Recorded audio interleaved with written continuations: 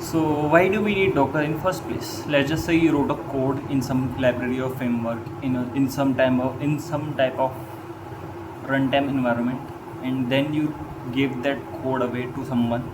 Let's just say another person working in your team in a zip file or any other way, and the versions that they have of library or a runtime environment or of a framework is different. Let's just say they are older.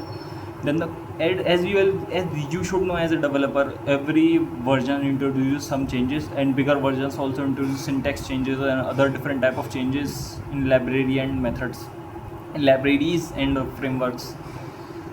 So a person having an older version of that specific library or that specific runtime environment might not be able to execute that code. So it is a classic case of it runs on my machine. To counter that specific issue, we use Docker.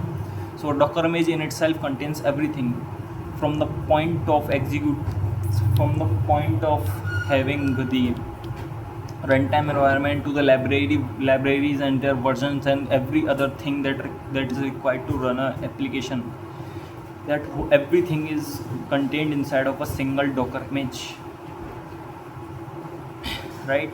Or a specific portion of a application which is independent to any other part, and that can be stored inside of a Docker image. So when you give a Docker image to another person, or a Docker image or a Docker container, they can run in their application, run in their machine without any issues. That is how we counter the issue of that runs on my machine with the help of